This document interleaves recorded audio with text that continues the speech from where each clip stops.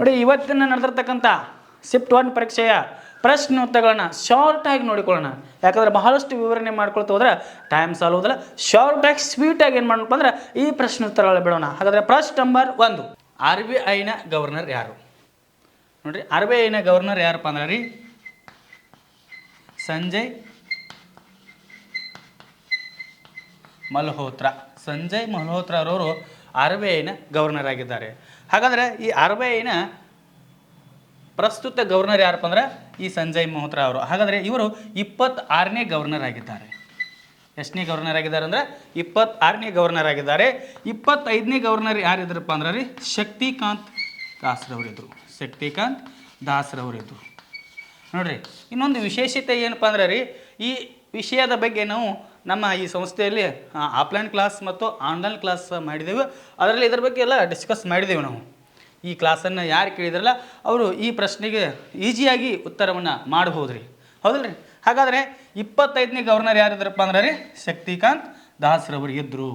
ಹಾಗಾದರೆ ಈ RBIಗೆ ಸಂಬಂಧಪಟ್ಟಿರ್ತಕ್ಕಂಥ ವಿಷಯವನ್ನು ನೋಡುವಾಗ ನಾವು ಇಲ್ಲ ನೋಡಿರಿ, RBIಗೆ ಇಲ್ಲಿ ನೋಟುಗಳ ಬಗ್ಗೆ ನೋಡ್ತಾ ಇದ್ದೀವಿ. ಹಾಗಾದರೆ ಈ ನೋಟುಗಳ ಬಗ್ಗೆ ಸಹ, ನೋಟುಗಳ ಕೇಂದ್ರಗಳು ಎಷ್ಟಿದ್ದಪ್ಪ ಅಂದ್ರೆ ಅದ್ರ ಬಗ್ಗೆ ಸಹ ನಾನು ನಿಮಗೆ ಹೇಳಿದೆ ರೀ, ಹೌದಲ್ಲ ರೀ? ಅದ್ರ ಕೋಡ್ ಸಹ ಹೇಳಿದ್ವಿ ನಾವು. ಏನಪ್ಪ ಅಂದ್ರೆ MS ಧೋನಿ, MS ಧೋನಿ ಅಂತ ಹೇಳಿದ್ರಿ. M ಅಂದ್ರೆ ಮೈಸೂರು, M ಅಂದ್ರೆ ಮೈಸೂರು ಅಂತ ಹೇಳಿದ್ರಿ. ಮೈಸೂರಿನಲ್ಲಿ ಸಹ ಹಣ ಚಲಾವಣೆ ಮಾಡ್ತಕ್ಕಂಥ, ನೋಟುಗಳ ಮುದ್ರಣವನ್ನು ಮಾಡ್ತಕ್ಕಂಥ ಕೇಂದ್ರವಿದೆ. ಆಮೇಲೆ ಸಾಲ್ಬಾಯಿ, ಆನಂತರ ದೇವಾಸ, ಆನಂತರ ನಾಸಿಕ. ನೋಡ್ರಿ, ಇದರ ಬಗ್ಗೆ ನಾವು ಏನು ಮಾಡಿದಪ್ಪ ಅಂದ್ರೆ ಡಿಸ್ಕಸ್ ಮಾಡಿದ್ದೀವಿ. ಅದೇ ರೀತಿಯಾಗಿ ಇದಕ್ಕೆ ಸಂಬಂಧಪಟ್ಟಿರ್ತಕ್ಕಂಥ 10 ರೂಪಾಯಿ ನೋಟದ ಮೇಲೆ ಯಾವ ಗುರುತಿದೆ, 20 ರೂಪಾಯಿ ನೋಟದ ಮೇಲೆ ಯಾವ ಗುರುತಿದೆ, 50 ರೂಪಾಯಿ ನೋಟದ ಮೇಲೆ ಯಾವ ಗುರುತಿದೆ, 100 ರೂಪಾಯಿ ನೋಟದ ಮೇಲೆ ಯಾವ ಗುರುತಿದೆ, ಆನಂತರ 200 ರೂಪಾಯಿ ನೋಟದ ಮೇಲೆ ಯಾವ ಗುರುತಿದೆ, 500 ರೂಪಾಯಿ ನೋಟದ ಮೇಲೆ ಯಾವ ಗುರುತಿದೆ, ಆನಂತರ 2000 ಇತ್ತಲ್ರಿ ಅದರ ಮೇಲೆ ಯಾವ ಗುರುತಿದೆ ಅನ್ನೋದನ್ನು ಸಹ ನಾವು ಈ ಕ್ಲಾಸ್ನಲ್ಲಿ ಅಧ್ಯಯನ ಮಾಡಿದ್ದೇವೆ. ಇದರಲ್ಲಿ ಒಡಿಸ್ಸಾದ ಕೋಣಾರ್ಕ್ ದೇವಾಲಯ, ಇಲ್ಲಿ ನಾವು ನೋಡ್ತಾ ಇದ್ದೇವೆ ವಿರೂಪಾಕ್ಷ ದೇವಾಲಯ, ಆಮೇಲೆ ಹಂಪಿಯ ದೇವಾಲಯ, ಆಮೇಲೆ ರಾಣಿ ಕಾ ವಾವ್ ಗುಜರಾತ್ನಲ್ಲಿ ಕಂಡು ಬರತಕ್ಕಂಥದ್ದು, ಮಧ್ಯಪ್ರದೇಶದ ಸಾಂಚಿ ಸ್ತೂಪವನ್ನು ನೋಡ್ತಾ ಇದ್ದೇವೆ, ದೆಹಲಿಯ ಕೆಂಪು ಕೋಟೆ, ಆನಂತರ ಮಂಗಳಯಾನದ ಬಗ್ಗೆ ಏನಪ್ಪ ಅಂದ್ರೆ ಆ ದೃಶ್ಯವನ್ನು ನಾವು ಈ ನೋಟುಗಳ ಮೇಲೆ ನೋಡ್ಬೋದು. ಈ ರೀತಿಯಾಗಿರ್ತಕ್ಕಂಥ ಈ ಪ್ರಶ್ನೆಗೆ ಈ ನೆಕ್ಸ್ಟ್ ಪ್ರಶ್ನೆ ನಂಬರ್ 2. ಪ್ರಶ್ನೆ ನಂಬರ್ 2, ರಾಷ್ಟ್ರೀಯ ಯುವಕರ ದಿನವನ್ನು ಯಾವಾಗ ಆಚರಿಸಲಾಗುತ್ತದೆ? ಯಾವಾಗ ಆಚರಿಸಲಾಗುತ್ತದೆ ಅಂದರೆ ಜನವರಿ 12. ಈ ಜನವರಿ 12ರಂದು ಏನಪ್ಪ ಅಂದ್ರೆ ರಾಷ್ಟ್ರೀಯ ಯುವಕರ ದಿನವನ್ನಾಗಿ ಆಚರಿಸಲಾಗುತ್ತದೆ. ಹಾಗಾದರೆ ಇವತ್ತಿನ ದಿನ ಸ್ವಾಮಿ ವಿವೇಕಾನಂದರ ಜನ್ಮದಿನದ ನಿಮಿತ್ತವಾಗಿ, ಸ್ವಾಮಿ ವಿವೇಕಾನಂದರ ಜನ್ಮದಿನದ ನಿಮಿತ್ತವಾಗಿ ಅವರು 1863 ಜನವರಿ 12ರಂದು ಏನು ಮಾಡ್ತಾರಪ್ಪ ಅಂದ್ರೆ ಕೋಲ್ಕತ್ತಾದಲ್ಲಿ ಜನಿಸಿದರು ಅಂತೇಳಿ ನೋಡ್ತಾ ಇದ್ದೀವಿ. ಹಾಗಾಗಿ ಅವರ ಜನ್ಮದಿನದ ನಿಮಿತ್ತವಾಗಿ ಏನು ಮಾಡ್ತಾರಪ್ಪ ಅಂದ್ರೆ ರಾಷ್ಟ್ರೀಯ ಯುವಕರ ದಿನವನ್ನು ಆಚರಿಸುತ್ತಾರೆ. ಅದೇ ರೀತಿಯಾಗಿ 1893ರಲ್ಲಿ ಸ್ವಾಮಿ ವಿವೇಕಾನಂದ ಏನು ಮಾಡ್ತಾರಪ್ಪ ಅಂದ್ರೆ ಅಮೇರಿಕಾದ ಚಿಕಾಗೋ ಸಮ್ಮೇಳನಕ್ಕೆ ಹೋಗಾರ. ಅಮೇರಿಕಾದ ಚಿಕಾಗೋದಲ್ಲಿ ಯಾವ ಸಮ್ಮೇಳನಕ್ಕೆ ಹೋಗಾರಪ್ಪ ಅಂದ್ರೆ ಸರ್ವಧರ್ಮ ಸಮ್ಮೇಳನ. ಪ್ರಶ್ನೆ ಕೇಳ್ಬೋದು ರೀ. ನೆಕ್ಸ್ಟ್ ಶಿಫ್ಟ್ನಲ್ಲಿ ಸಹ ನಿಮ್ಗೆ ಏನು ಮಾಡ್ಬೋದಪ್ಪ ಅಂದ್ರೆ ಇದಕ್ಕೆ ಸಂಬಂಧಪಟ್ಟಿರ್ತಕ್ಕಂಥ ಪ್ರಶ್ನೆಯನ್ನು ಕೇಳ್ಬೋದು. ಸರ್ವಧರ್ಮ ಸಮ್ಮೇಳನ ಅದು ಯಾವಾಗ ನಡೀತಪ್ಪ ಅಂದ್ರೆ 1893. ಈ ಸರ್ವಧರ್ಮ ಸಮ್ಮೇಳನದಲ್ಲಿ ಯಾರು ಭಾಗವಹಿಸಿದ್ರು ಅಂದ್ರೆ ಸ್ವಾಮಿ ವಿವೇಕಾನಂದರು ಭಾಗವಹಿಸಿದರು. ಇದನ್ನು ಸಹ ಪ್ರಶ್ನೆಗಳನ್ನ ಕೇಳ್ಬೋದು. ಅದಕ್ಕಾಗಿ ತಾವೆಲ್ಲರೂ ಏನು ಮಾಡಿರಪ್ಪ ಅಂದ್ರೆ ರೀ ಇದರ ಸದುಪಯೋಗನ ಪಡಿಸಿಕೊಡ್ರಿ. ಸುಮ್ಮನೆ ಮನೆಯಲ್ಲಿ ಕಾಲ ವ್ಯವಹಾರ ಮಾಡ್ಕೊತಾ ನಮ್ಮ ಈ ಕೋಚಿಂಗ್ ಸೆಂಟ್ರಿಗೆ ತಾವೆಲ್ಲರೂ ಬಂದು, ಯಾಕಂದ್ರೆ ನಮ್ಮ ಕೋಚಿಂಗ್ ಕ್ಲಾಸ್ನಲ್ಲಿ ಈಗ ಆಫ್ಲೈನ್ ಕ್ಲಾಸ್ಗಳು ಪ್ರಾರಂಭವಾಗಿವೆ. ಹಾಗೆ ತಾವೆಲ್ಲರೂ ಬನ್ನಿ, ಹೌದಲ್ರಿ? ಸರ್ವಧರ್ಮ ಸಮ್ಮೇಳನಕ್ಕೆ ಏನು ಮಾಡ್ತಾರಪ್ಪ ಅಂದ್ರೆ ಅಲ್ಲಿ ನಮ್ಮ ಭಾರತದ ಬಗ್ಗೆ ವೇದಾಂತದ ಕುರಿತು ಭಾಷಣವನ್ನು ಮಾಡ್ತಾರೆ. ಅಷ್ಟೇ ರೀತಿಯಾಗಿ 1897ರಲ್ಲಿ ಏನು ಮಾಡ್ತಾರಪ್ಪ ಅಂದ್ರೆ ರೀ ಬೇಲೂರು ಎಂಬಲ್ಲಿ ಏನು ಮಾಡ್ತಾರಪ್ಪ ಅಂದ್ರೆ ರಾಮಕೃಷ್ಣ ಮಿಷನನ್ನು ಸ್ಥಾಪನೆ ಮಾಡ್ತಾರೆ. ರಾಮಕೃಷ್ಣ ಮಿಷನನ್ನು ಸ್ಥಾಪನೆ ಮಾಡ್ತಾರೆ. ನೋಡ್ರಿ, ಇದರ ಸವಿನೆನಪಿಗಾಗಿ ಸ್ವಾಮಿ ವಿವೇಕಾನಂದರ ಮೂಲ ಹೆಸರು ನರೇಂದ್ರನಾಥ ದತ್ತ ಐತ್ರಿ. ಅದನ್ನು ಖೇತ್ರಿಯ ರಾಜ ಏನು ಮಾಡ್ತಾನಪ್ಪ ಅಂದ್ರೆ ರೀ 1972ರಲ್ಲಿ ಏನು ಮಾಡ್ತಾನಪ್ಪ ಅಂದ್ರೆ ನಮ್ಮ ನರೇಂದ್ರನಾಥ್ ದತ್ತ ಅವರಿಗೆ ಸ್ವಾಮಿ ವಿವೇಕಾನಂದ ಹೆಸರು ಕೊಡ್ತಾನೆ ರೀ. ಈ ರೀತಿಯಾಗಿರ್ತಕ್ಕಂಥ ಮಾಹಿತಿಯನ್ನು ನಾವು ಹಿಂದಿನ ಕ್ಲಾಸ್ ಆಫ್ಲೈನ್ ಕ್ಲಾಸ್ನಲ್ಲಿ ಸಹ ನಾವು ಹೇಳಿದ್ದೇವೆ. ಹಾಗಾಗಿ ಅದರ ಸದುಪಯೋಗವನ್ನು ತಾವು ಪಡಿಸಿಕೊಳ್ಳಿ. ನೀವು ನೋಡಪ್ಪ ಮತ್ತೆ ಮುಂದಿನ ಪರೀಕ್ಷೆಗೆ ನೀವು ತಯಾರಾಗಲಿದ್ದೀರಿ. ಹಾಗಾಗಿ ಅದಕ್ಕೆ ಸಂಬಂಧಪಟ್ಟಂಥ ಪ್ರಶ್ನೆ ನಾವು ಏನು ಮಾಡ್ತಾ ಇದ್ದಪ್ಪ ಅಂದ್ರೆ ವಿವರಣೆ ಸಹಿತ ಹೇಳ್ತಾ ಇದ್ದೇವೆ. ಈ ರೀತಿಯಾಗಿರ್ತಕ್ಕಂಥ. ಹಾಗಾದರೆ ಈ ಸ್ವಾಮಿ ವಿವೇಕಾನಂದರ ಗುರುಗಳು ಯಾರು ರೀ? ರಾಮಕೃಷ್ಣ ಮಿಷನ್ ಅಂದಾಗ ಅವರುಗಳು ರಾಮಕೃಷ್ಣ ಪರಮಹಂಸರಿ. ರಾಮಕೃಷ್ಣ ಪರಮಹಂಸರಿ. ಈ ಪರಮಹಂಸರವರು ಅವರ ಗುರುಗಳಾಗಿದ್ದಾರೆ. ಇನ್ನು ನೆಕ್ಸ್ಟ್ ಪ್ರಶ್ನೆ ನಂಬರ್ 3. ಮನು ಭಾಕರ್ ಈ ಕ್ರೀಡೆಗೆ ಸಂಬಂಧಿಸಿದ್ದಾರೆ. ಈ ಕ್ರೀಡೆಗೆ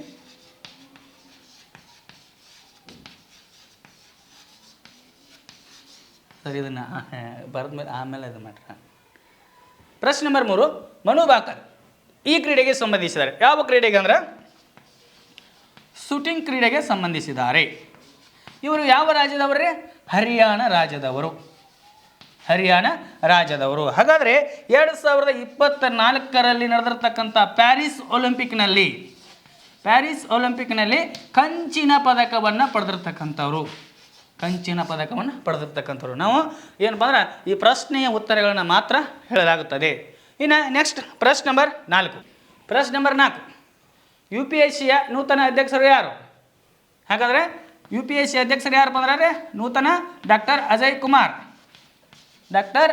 ಕುಮಾರ್ ಅವರು ಏನಪ್ಪ ಅಂದ್ರೆ UPSCಯ ನೂತನ ಅಧ್ಯಕ್ಷರಾಗಿದ್ದಾರೆ.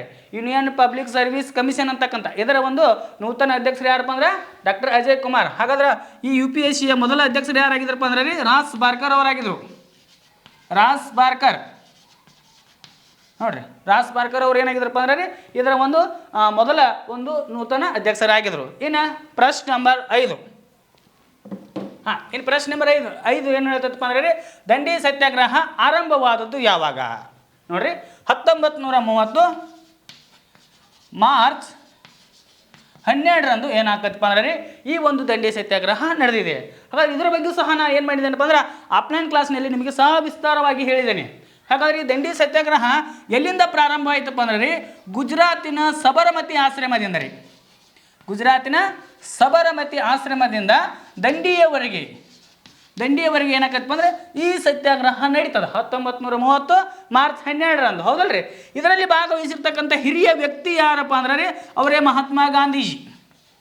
ಪ್ರಶ್ನೆ ಕೇಳ್ಬೋದ್ರಿ, ದಂಡಿ ಸತ್ಯಾಗ್ರಹದಲ್ಲಿ ಭಾಗವಹಿಸಿರ್ತಕ್ಕಂಥ ಹಿರಿಯ ವ್ಯಕ್ತಿ ಯಾರಪ್ಪ ಅಂದ್ರೆ ಮಹಾತ್ಮ ಗಾಂಧೀಜಿ. ಇನ್ನು ಕಿರಿಯ ವ್ಯಕ್ತಿ ಅಂತ ಕೇಳ್ಬೋದ್ರಿ. ಹಾಗಾದ್ರೆ ಕಿರಿಯ ವ್ಯಕ್ತಿ ಅಂದಾಗ ಯಾರಪ್ಪ ಅಂದ್ರೆ ನಮ್ಮ ಕರ್ನಾಟಕದ ಮೈಲಾರ ಮಹಾದೇವಪ್ಪ. ನಾವು ಆಫ್ಲೈನ್ ಕ್ಲಾಸ್ನಲ್ಲಿ ಏನು ಮಾಡಿದ್ದೇನಪ್ಪ ಅಂದ್ರೆ ಗಾಂಧೀಜಿಯ ಬಗ್ಗೆ ಅವರ ಒಂದು ಜೀವನ ಚರಿತ್ರೆ, ಅವರ ಒಂದು ನಮ್ಮ ಸ್ವಾತಂತ್ರ್ಯಕ್ಕಾಗಿ ಹೋರಾಡಿರ್ತಕ್ಕಂಥದ್ರ ಬಗ್ಗೆ ನಾನು ಹೇಳಿದ್ದೇನೆ. ನೋಡಿ, 1915 ಭಾರತಕ್ಕೆ ಬರ್ತಾರೆ. ಅದನ್ನ ಏನಂತ ಕರಿತಾರಪ್ಪ ಅಂದ್ರೆ ಭಾರತೀಯ ಪ್ರವಾಸಿ ದಿನ.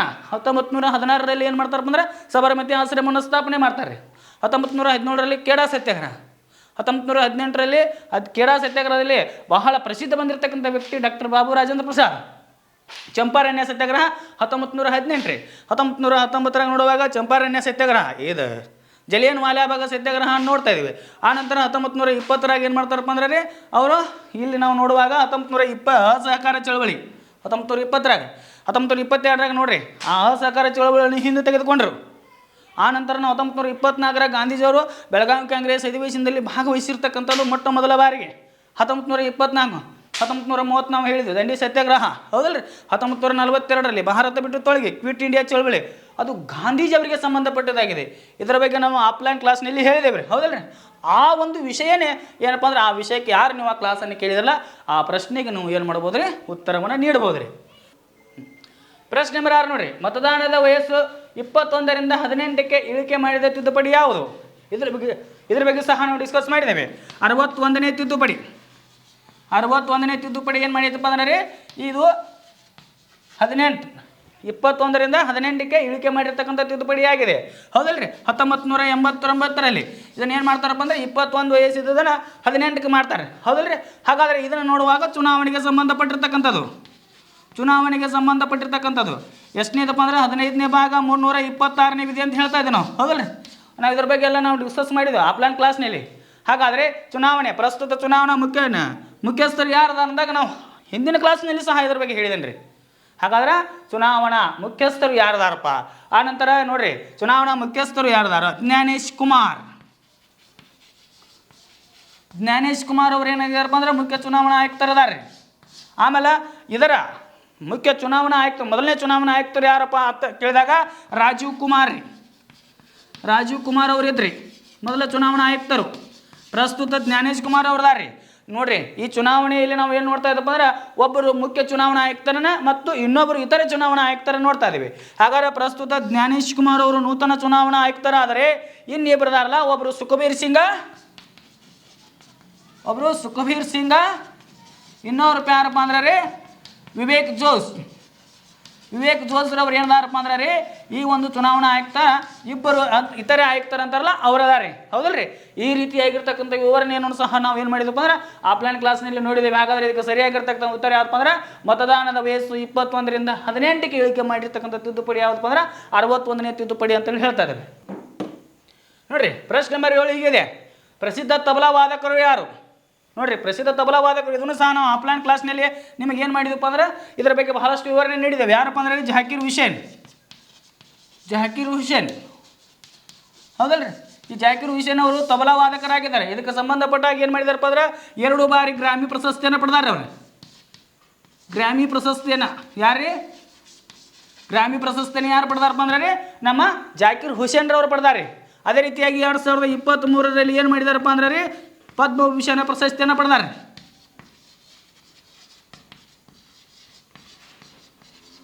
ಪದ್ಮಭೂಷಣ. ಹಾಗಾದರೆ ಯಾರು ಕ್ಲಾಸ್ ಕೇಳ್ತಾ ಇದ್ದಾರೆ ನೋಡ್ರಿ, ಈ ಕ್ಲಾಸ್ ಕೇಳ್ತಕ್ಕಂಥವ್ರಿಗೆ ಯಾವ ರೀತಿಯಾಗಿರ್ತಕ್ಕಂಥ ತಾವು ಬಿಡಿಸಿರ್ತಕ್ಕಂಥ ಪ್ರಶ್ನೆಗಳು ಸರಿಯಾಗಿವೆ ಏನಿದೆ ಅನ್ನೋದನ್ನ ನಮಗೇನು ಮಾಡಿರಿ ನೀವು ಕಮೆಂಟ್ ಮಾಡಿ. ಹೌದಲ್ರಿ? ಮತ್ತು ನಿಮ್ಮ ನಾಳೆ ಕ್ಲಾಸ್ನಲ್ಲಿ ನಾಳೆ ಎಕ್ಸಾಮ್ನಲ್ಲಿ ಸಹ ಈ ಪ್ರಶ್ನೆಗಳಲ್ಲಿ ನಾವೇನು ವಿವರಣೆ ನೀಡಿದಿಲ್ಲ ಆ ಪ್ರಶ್ನೆ ಸಹ ಬೀಳ್ಬೋದು ರೀ. ಹೌದಲ್ರಿ? ಹಾಗಾದರೆ ನೆಕ್ಸ್ಟ್ ನೋಡಿರಿ, ಪ್ರಶ್ನೆ ನಂಬರ್ 8 ಹೇಳ್ತೀನಿ ನೋಡಿರಿ. ಮಧ್ಯಪ್ರದೇಶದ ರಾಜಧಾನಿ ಯಾವುದು? ಮಧ್ಯಪ್ರದೇಶದ ರಾಜಧಾನಿ ಭೂಪಾಲ್. ಎಲ್ಲರಿಗೂ ಗೊತ್ತೇ ಇದೆ ಭೂಪಾಲ್. ಇದರ ಬಗ್ಗೆ ಸಹ ನಾನು ಏನು ಮಾಡಿನಪ್ಪ ಅಂದ್ರೆ ಆಫ್ಲೈನ್ ಕ್ಲಾಸ್ನಲ್ಲಿ ಹೇಳಿದೆ. ಮಧ್ಯಪ್ರದೇಶದ ರಾಜಧಾನಿ ಯಾವುದು ರೀ? ಭೂಪಾಲ್ ರೀ. ಈ ನೋಡ್ರಿ, ಮಧ್ಯಪ್ರದೇಶದಲ್ಲಿ ಜಬ್ಬಲ್ಪುರ್ ಅಂತಕ್ಕಂಥದ್ದು ಬರ್ತಾ ಇದೆ. ಈ ಜಬ್ಬಲ್ಪುರನ ಏನಂತ ಕರಿತಾ ಇದ್ದಪ್ಪ ನಾವು ಭಾರತೀಯ ಭೌಗೋಳಿಕ ಕೇಂದ್ರ ಅಂತ ಕರಿತಾ ಇದ್ದೆ. ಹೌದಲ್ಲ? ಯಾಕಂದ್ರೆ 82 ಡಿಗ್ರಿ ಪೂರ್ವ ರೇಖಾಂಶವು ಮಧ್ಯಪ್ರದೇಶದ ಜಬ್ಬಲ್ಪುರ್ನಲ್ಲಿ ಹಾದು ಹೋಗಿದೆ. ಹಾಗಾಗಿ ಈ ಜಬ್ಬಲ್ಪುರನ ಏನಂತ ಕರಿತಾ ಇದ್ದೆ ನಾವು ಭಾರತದ ಭೌಗೋಳಿಕ ಕೇಂದ್ರ ಅಂತ ಕರಿತಾ ಇದ್ದೆ ನಾವು. ಹ್ಞೂ ನೋಡ್ರಿ, ಇದನ್ನು ಸಹ ನಾವು ಹೇಳಿದ್ವಿ. ಆನಂತರ ರಾಜ್ಯಗಳು ಹೆಂಗೆ ಹಿಡಿದ ಕೊಟೇಶನ್ ಸರ ಹೇಳಿನ್ರಿ. ಅಪ್ಪ, ಅಮ್ಮ, ಮಗು, ಶಿವು, ನಾಗು, ಜಾ, ಹತ್ರಿ, ಪಂಚ ಮೇಲೆ ಕುತ್ಕೋರಿ, ಹಿತವಾದ ಆಮೇಕತೆ ಹೇಳ್ತಾನೋ ಈ ರೀತಿಯಾಗಿರ್ತಕ್ಕಂಥ ನಿಮ್ಮ ರಾಜ್ಯಗಳನ್ನು ಸೂತ್ರದ ಮೂಲಕ ಕೊಟೇಶನ್ ಮೂಲಕ ಹೇಳಿದ್ದೇನೆ ರೀ. ಹೌದಲ್ರಿ? ಹಾಗಾದರೆ ಮಧ್ಯಪ್ರದೇಶದ ರಾಜಧಾನಿ ಯಾವುದಂದಾಗ ಅದು ಭೂಪಾಲ್ ಆಗಿದೆ. ಪ್ರಶ್ನೆ ನಂಬರ್ 9 ಏನಂತ ನೋಡ್ರಿ, ವಾಯುಸೇನೆ ಇನ್ನೊಂದು ಹೆಸರೇನು? Royal Indian air force. ನೋಡ್ರಿ, ರಾಯಲ್ ಇಂಡಿಯನ್ ಏರ್ಫೋರ್ಸ್ ಅಂತ ನೋಡ್ತಾ ಇದ್ದೀವಿ ನಾವು. ಹೌದಲ್ರಿ? ಇದನ್ನು ಈ ರಾಯಲ್ ಇಂಡಿಯನ್ ಏರ್ಫೋರ್ಸ್ ಇದು ಏನಪ್ಪ ಅಂದ್ರೆ ವಾಯುಸೇನೆಯ ಇನ್ನೊಂದು ಹೆಸರಾಗಿದೆ. ಇದರ ನೂತನ ಮುಖ್ಯಸ್ಥರಂದಾಗ ಅಮರ್ಪ್ರೀತ್ ಸಿಂಗ್.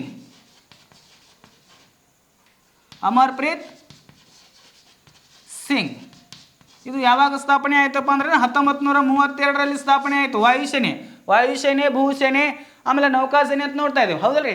ಈ ವಾಯುಸೇನೆ ಏರ್ ಚೀಫ್ ಮಾರ್ಷಲ್ ಅಂತ ನೋಡ್ತಾ ಇದ್ದೀವಿ. ಅವ್ರು ಯಾರಪ್ಪ ಅದಾರ ಅಂದ್ರೆ ನೂತನವಾಗಿ ಅಮರ್ಪ್ರೀತ್ ಸಿಂಗ್ ಅವರದಾರೆ. ಭೂಸೇನೆ ಇದ್ರಿ ಉಪೇಂದ್ರ ದ್ವಿವೇದಿ ಅವರದಾರೆ. ಈ ರೀತಿಯಾಗಿ ನೋಡ್ರಿ ನಾವು ವಾಯುಸೇನೆ ಇನ್ನೊಂದು ಹೆಸರು ಏನಪ್ಪ ಅಂದ್ರೆ ರಾಯಲ್ ಇಂಡಿಯನ್ ಏರ್ಫೋರ್ಸ್ ಅಂತ ನೋಡ್ತಾ ಇದ್ದೇವೆ. ಇದು 1932ರಲ್ಲಿ ಏನಾಯ್ತಪ್ಪ ಅಂದ್ರೆ ಸ್ಥಾಪನೆ ಆಯಿತು. ನೋಡ್ರಿ, ಪ್ರಶ್ನೆ ನಂಬರ್ 10, ತೆಲಂಗಾಣದ ರಾಜ್ಯಪಾಲರು ಯಾರು? ಶ್ರೀ ಜಿಷ್ಣುದೇವ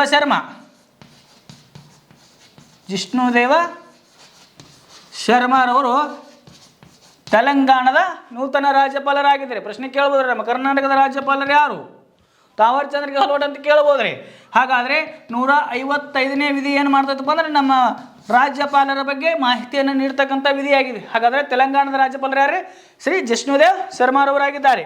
ಪ್ರಶ್ನೆ ನಂಬರ್ 11 ನೋಡ್ರಿ, ಕಾರ್ಗಿಲ್ ಯುದ್ಧದಲ್ಲಿ ಕೈಗೊಂಡ ಆಪರೇಷನ್ ಯಾವುದು? ಆಪರೇಷನ್ ವಿಜಯ.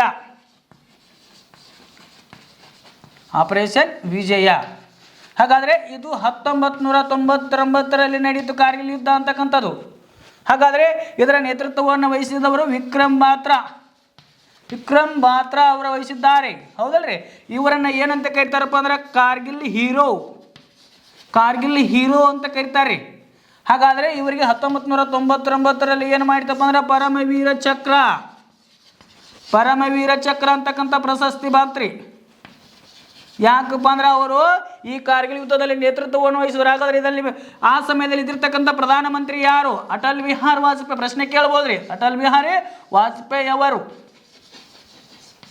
ಹಾಗಾದರೆ ಇವರು ನೋಡ್ರಿ 1999ರಲ್ಲಿ ಪರಮವೀರ ಚಕ್ರ ಬಂತು. ಇದು ಕೊನೆಯ ಒಂದು ಪ್ರಶಸ್ತಿಯಾಗಿದೆ. ಹಾಗಾದ್ರೆ ಮೊದಲ ಬಾರಿಗೆ ಬರೆದಿರ್ತಕ್ಕಂಥ ಪ್ರಶಸ್ತಿ ಪರಮವೀರ ಚಕ್ರ ಯಾರಪ್ಪ ಅಂದರೆ ಮೇಜರ್ ಸೋಮನಾಥನ್ ಶರ್ಮಾ. ಮೇಜರ್ ಸೋಮನಾಥನ್ ಶರ್ಮಾ ಅವರು.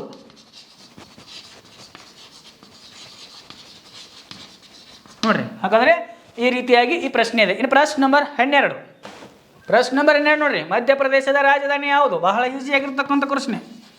ಭೂಪಾಲ್. ಯಾರು ನಮ್ಮ ಆಫ್ಲೈನ್ ಕ್ಲಾಸ್ ಕೇಳಿದ್ರಲ್ಲ, ಆ ರಾಜಧಾನಿ ಬಗ್ಗೆ ಸಹ ಕೊಟೇಶನ್ ಹೇಳಿದೆ ನಿಮ್ಗೆ ನಾನು, ಹೌದಲ್ರಿ? ಹಾಗಾಗಿ ಅದನ್ನು ನೀವೇನು ಮಾಡಿರಪ್ಪ ಅಂದ್ರೆ ಸದುಪಯೋಗನ ಪಡಿಸ್ಕೊಳ್ಬೇಕಾದ್ರೆ ನಮ್ಮ ಈ ಒಂದು ಮಂಜುನಾಥ ಸೈನಿಕ ಕೇಂದ್ರಕ್ಕೆ ಏನು ಮಾಡಿರಪ್ಪ ಅಂದ್ರೆ ಭೇಟಿ ನೀಡಿ ಇಲ್ಲಿ ನೀವೇನು ಮಾಡಿರಪ್ಪ ಅಂದ್ರೆ ನಡೀತಕ್ಕಂಥ ಆಫ್ಲೈನ್ ಕ್ಲಾಸ್ ಮತ್ತು ಆನ್ಲೈನ್ ಕ್ಲಾಸ್ನ ಒಂದು ಸದುಪಯೋಗನ ಪಡಿಸ್ಕೊಳ್ಬೋದು ರೀ, ಹೌದಲ್ರಿ? ಈ ಪ್ರಶ್ನೆಯನ್ನು ವೀಕ್ಷಣೆ ಮಾಡ್ತಕ್ಕಂಥ ತಾವೆಲ್ಲರೂ ನಾ ಹೇಳಿರ್ತಕ್ಕಂಥ ಪ್ರಶ್ನೆ, ಹೌದಲ್ರಿ, ನಿಮಗೆ ಎಷ್ಟು ಒಂದು ಸಂತೋಷವನ್ನು ನೀಡಿದೆ ಹೌದು ಅನ್ನೋದನ್ನು ಕಮೆಂಟ್ ಮಾಡಿ. ಈ ಪ್ರಶ್ನೆ ವಿವರಣೆ ಸಹ ನಾಳೆ ಪ್ರಶ್ನೆಗೆ ನಿಮಗೆ ಏನಾಗ್ಬೋದು ರೀ, ಅನುಕೂಲ ಆಗ್ಬೋದು. ಹಾಗಾದರೆ ಮಧ್ಯಪ್ರದೇಶದ ರಾಜಧಾನಿ ಭೂಪಾಲ್ ಅಂತ ನೋಡ್ತಾ ಇದ್ದೀವಿ. ಹಾಗಾದರೆ ಮಧ್ಯಪ್ರದೇಶದ ಅಂದಾಗ ಈ ಮಧ್ಯಪ್ರದೇಶದ ಜಬ್ಬಲ್ಪುರ ನೋಡ್ತಾ ಇದ್ದಾರೆ ನಾವು. ಜಬ್ಬಲ್ಪುರ್, ಈ ಜಬ್ಬಲ್ಪುರನ್ನು ಏನಂತ ಕರಿತಾ ಇದ್ದಪ್ಪ ಅಂದ್ರೆ ಭಾರತೀಯ ಭೌಗೋಳಿಕ ಕೇಂದ್ರ. ಯಾಕಂದರೆ 82 ಡಿಗ್ರಿ ಪೂರ್ವ ರೇಖಾಂಶವು ಮಧ್ಯಪ್ರದೇಶದ ಜಬ್ಬಲ್ಪುರ್ನಲ್ಲಿ ಹಾದು ಹೋಗಿದೆ. ಹಾಗಾಗಿ ಇದನ್ನು ಭಾರತದ ಭೌಗೋಳಿಕ ಕೇಂದ್ರ ಅಂತ ಕರೀತಾರೆ. ಹಾಗಾದರೆ ಮಧ್ಯಪ್ರದೇಶದ ರಾಜಧಾನಿ ಯಾವುದ್ರಿ? ಭೂಪಾಲ್ ಆಗಿದೆ. ನೋಡಿ, ಪ್ರಶ್ನೆ ನಂಬರ್ 13 ಇದೆ. 2025 ಪ್ರಕಾರ ವಿಶ್ವಸಂಸ್ಥೆ ಕಾರ್ಯದರ್ಶಿ ಯಾರಪ್ಪ ಅಂದ್ರೆ ರೀ? Antonio Guterres. ಯಾವ ದೇಶದವರಪ್ಪ ಅಂದರೆ ಇವರು? ಪೋರ್ಚುಗಲ್ ದೇಶದವರು. ಆಂಟೋನಿಯೋ ಗುಟೆರಸ್ ಅಂತಕ್ಕಂಥವ್ರು ಪೋರ್ಚುಗಲ್ ದೇಶದವರಾಗಿದ್ದಾರೆ. ಪೋರ್ಚುಗಲ್ ದೇಶದವರಾಗಿದ್ದಾರೆ, ಹೌದಲ್ರಿ? ಇವರು ಏನಪ್ಪ ಅಂದ್ರೆ ರೀ 2025 ಪ್ರಕಾರ ನೂತನ ವಿಶ್ವಸಂಸ್ಥೆ ಕಾರ್ಯದರ್ಶಿ. ಹಾಗಾದ್ರೆ ಇದು 1945 ಅಕ್ಟೋಬರ್ 24 ಏನಾಗತ್ತಪ್ಪ ಅಂದ್ರೆ ಸ್ಥಾಪನೆಯಾಯಿತು, ಹೌದಲ್ರಿ? ಇದರ ಒಂದು ಸದಸ್ಯತ್ವವನ್ನು ಪಡೆದಿರ್ತಕ್ಕಂಥ ರಾಷ್ಟ್ರಗಳು 193. ಸುಡಾನ್ ಅಂತಕ್ಕಂಥದ್ದು ಏನಪ್ಪ ಅಂದ್ರೆ ರೀ ಈ 193ನೇ ಸದಸ್ಯತ್ವ ರಾಷ್ಟ್ರವನ್ನು ಹೊಂದಿದೆ. ಹಾಗಾದರೆ ಇದರ ಫಸ್ಟ್ ಕಾರ್ಯದರ್ಶಿ ಯಾರಾಗಿದ್ದಪ್ಪ ಅಂದರೆ ಟ್ರಿಗ್ವೇಲಿ ಅವರಾಗಿದ್ದರು. ಯಾವ ದೇಶದವರು ಅಂದರೆ ನಾರ್ವೆ ದೇಶದವರು. ಅವರು ಈ ವಿಶ್ವಸಂಸ್ಥೆಯನ್ನು ಸ್ಥಾಪನೆ ಮಾಡಿರ್ತಕ್ಕಂಥವ್ರು ಅಮೇರಿಕಾದ FD ರೂಸ್ವೆಲ್ಟ, ಆಮೇಲೆ ರಷ್ಯಾದ ಜೋಸೆಫ್ ಸ್ಟಾಲಿನ, ಇಂಗ್ಲೆಂಡಿನ ವಿನ್ಸ್ಟನ್ ಚರ್ಚಿಲ್ ರವರು ಈ ವಿಶ್ವಸಂಸ್ಥೆಯನ್ನು ಸ್ಥಾಪನೆ ಮಾಡಿದ್ರು ಅಂತ ನೋಡ್ತಾ ಇದ್ವಿ, ಹೌದಲ್ರಿ? ಪ್ರಶ್ನೆ ನಂಬರ್ 14 ನೋಡ್ರಿ, ಅಮೇರಿಕಾದ ಪ್ರಸ್ತುತ ಉಪರಾಷ್ಟ್ರಪತಿ ಯಾರಪ್ಪ ಅಂದ್ರೆ ರೀ? JD ವ್ಯಾನ್ಸ್ ರವರು ಏನಪ್ಪ ಅಂದ್ರೆ ಅಮೇರಿಕಾದ ಪ್ರಸ್ತುತ ಉಪರಾಷ್ಟ್ರಪತಿ ಅವರಾಗಿದ್ದಾರೆ. ಅದರ ಅಧ್ಯಕ್ಷರಂದಾಗ ಡೊನಾಲ್ಡ್ ಟ್ರಂಪ್, ಹೌದಲ್ರಿ? ಅಮೇರಿಕಾ ಸ್ವಾತಂತ್ರ್ಯಗೊಂಡಿದ್ದು 1774 ಜುಲೈ 4ರಂದು. ಯಾರ ನೇತೃತ್ವದಲ್ಲಿ? George Washington. ಹಾಗಾದರೆ ಅಮೇರಿಕಾದ ಪ್ರಥಮ ಅಧ್ಯಕ್ಷ ಯಾರಪ್ಪ ಅಂದ್ರೆ ಜಾರ್ಜ್ ವಾಷಿಂಗ್ಟನ್ ಅವರಾಗಿದ್ದಾರೆ, ಹೌದಲ್ರಿ? ಇವರೇನಪ್ಪ ಅಂದ್ರೆ ಯಾರ್ಕ್ಟೌನ್ ಕದನದಲ್ಲಿ ಲಾರ್ಡ್ ಕಾರ್ನ್ ವಾಲಿಸ್ನನ್ನು ಸೋಲಿಸುವುದರ ಮೂಲಕ ಇವರೇನು ಮಾಡ್ತಾರಪ್ಪ ಅಂದ್ರೆ ಅಮೇರಿಕಾ ದೇಶಕ್ಕೆ ಸ್ವತಂತ್ರ ಬಣ್ಣ ತಂದು ಕೊಟ್ಟರು. ಹಾಗಾದರೆ ಅವರು ಪ್ರಥಮ ಅಧ್ಯಕ್ಷರಾದರೆ ಈಗಿನ ಅಧ್ಯಕ್ಷರು ಡೊನಾಲ್ಡ್ ಟ್ರಂಪ್, ಅದರ ಉಪಾಧ್ಯಕ್ಷರು ಯಾರ್ರಿ? JD ವ್ಯಾನ್ಸ್ ರವರಾಗಿದ್ದಾರೆ. ಪ್ರಶ್ನೆ ನಂಬರ್ 15, ವೇತನದ ಬಗ್ಗೆ ತಿಳಿಸ್ತಕ್ಕಂಥ ಅನುಸೂಚಿ ಯಾವುದು? ಎರಡನೇ ಅನುಸೂಚಿ ಏನು ಮಾಡ್ತಿದ್ದಪ್ಪ ಅಂದ್ರೆ ರೀ ಅನುಸೂಚಿ ವೇತನದ ಬಗ್ಗೆ ತಿಳಿಸ್ತದೆ. ಈ ಅನುಸೂಚಿಯ ಬಗ್ಗೆ ಸಹ ನಾನು ಏನು ಮಾಡಿನಪ್ಪ ಅಂದ್ರೆ ಆಫ್ಲೈನ್ ಕ್ಲಾಸ್ನಲ್ಲಿ ಹೇಳಿದೆ, ಹೌದಲ್ರಿ?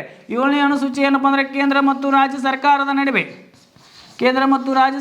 ನಡುವೆ ನಡ್ತಕ್ಕಂಥ ಸಂಬಂಧದ ಬಗ್ಗೆ ತಿಳಿಸ್ತದೆ. 8ನೇ ಅನುಸೂಚಿ ಅಧಿಕೃತ ಭಾಷೆಗಳು ಎಷ್ಟು ಅದಾವಪ್ಪ ಅಂದ್ರೆ ರೀ 22 ಅದಾವ್ರಿ. ಅದರ ಬಗ್ಗೆ ಏನು ಮಾಡ್ತಪ್ಪ ಅಂದ್ರೆ ಇದು ತಿಳಿಸ್ತದೆ. ಈ ರೀತಿಯಾಗಿರ್ತಕ್ಕಂತಹ ಪ್ರಶ್ನೆಗಳು ನೋಡಿರಿ. 2025 ಅಗ್ನಿವೀರಕ್ಕೆ ಸಂಬಂಧಪಟ್ಟಿರ್ತಕ್ಕಂಥ 15 GK ಪ್ರಶ್ನೋತ್ತರಗಳನ್ನು ನಾವು ನೋಡಿಕೊಂಡೆವು, ಹೌದಲ್ರಿ? ಇದರ ಬಗ್ಗೆ ನಿಮ್ಮ ಅನಿಸಿಕೆಯನ್ನು ಕಮೆಂಟ್ ಮಾಡಿ. ಮತ್ತೆ ನಾಳೆಯಲ್ಲಿ ಮತ್ತಿದೇ ಒಂದು GK ಪ್ರಶ್ನೆಯೊಂದಿಗೆ ಭೇಟಿಯಾಗೋಣ. ಧನ್ಯವಾದಗಳು. ನಮ್ಮ ಸಂಸ್ಥೆಯಲ್ಲಿ SSC GD ಕಾನ್ಸ್ಟೇಬಲ್ ಹುದ್ದೆಗಳಿಗೆ ಪೂರ್ವಭಾವಿಯಾಗಿ ದೈಹಿಕ ಮತ್ತು ಲಿಖಿತ ಪರೀಕ್ಷೆಗೆ ತರಬೇತಿ ಕೊಡಲಾಗುವುದು. ಪ್ರವೇಶ ಪ್ರಾರಂಭವಾಗಿದೆ. ಕರ್ನಾಟಕ ಪೊಲೀಸ್ ಕಾನ್ಸ್ಟೇಬಲ್ ಹುದ್ದೆಗಳ ತರಬೇತಿಗೆ ಪ್ರವೇಶ ಪ್ರಾರಂಭವಾಗಿವೆ. ಸಂಪರ್ಕಿಸಿ. ಪಾಲಕರ ಆಶೀರ್ವಾದ, ಯುವಕರ ಪ್ರೋತ್ಸಾಹದಿಂದ ಸರ್ಕಾರದಿಂದ ಮಾನ್ಯತೆ ಪಡೆದು ಕರ್ನಾಟಕದಲ್ಲಿ ಯಶಸ್ವಿಯಾಗಿ 21ನೇ ವರ್ಷದಲ್ಲಿ ಮುನ್ನಡೆಯುತ್ತಿರುವ ಸಂಸ್ಥೆಯಿಂದ ಇಂಡಿಯನ್ ಆರ್ಮಿಯಲ್ಲಿ Agniveer, general duty, tradesman, army assistant officer, store keeper ಮತ್ತು ಟೆಕ್ನಿಕಲ್ ಹುದ್ದೆಗಳಿಗೆ ಅಗ್ನಿವೀರ ಇಂಡಿಯನ್ ಆರ್ಮಿಯನ್ನ ಸೇರಬಯಸುವ ಅಭ್ಯರ್ಥಿಗಳಿಗೆ ಪೂರ್ವಭಾವಿಯಾಗಿ ಕಂಪ್ಯೂಟರ್ ಬೇಸ್ಡ್ ಎಕ್ಸಾಮ್ ಹಾಗೂ ದೈಹಿಕ ಪರೀಕ್ಷೆಗಳಿಗೆ ತರಬೇತಿ ನೀಡಲಾಗುವುದು. ವುಮೆನ್ ಮಿಲಿಟರಿ, ಪೊಲೀಸ್, ಸ್ಟೇಟ್ ಹಾಗೂ ಸೆಂಟ್ರಲ್ ಪೊಲೀಸ್ ಕಾನ್ಸ್ಟೇಬಲ್ ಹಾಗೂ SSC GD BSF, CRPF, Assam rifles, ITBP, CISF, SSB ಹಾಗೂ ಮುಂದೆ ನಡೆಯುವ ಅಗ್ನಿವೀರ ಆರ್ಮಿ ರ್ಯಾಲಿಗೆ ಪುರುಷ ಹಾಗೂ ಮಹಿಳಾ ಅಭ್ಯರ್ಥಿಗಳಿಗೆ ತರಬೇತಿ ಕೊಡಲಾಗುವುದು. ಹಾಸ್ಟೆಲ್ ಸೌಲಭ್ಯ ಕೂಡ ಇರುತ್ತೆ. ಸಂಪರ್ಕಿಸಿ ಶ್ರೀ ಮಂಜುನಾಥ ಸೈನಿಕ ತರಬೇತಿ ಕೇಂದ್ರ, ಮೂಡಲ್ಗಿ, ತಾಲೂಕು ಮೂಡಲ್ಗಿ, ಜಿಲ್ಲೆ ಬೆಳಗಾವಿ, ರಾಜ್ಯ ಕರ್ನಾಟಕ. ಪ್ರವೇಶ ಪ್ರಾರಂಭವಾಗಿದೆ.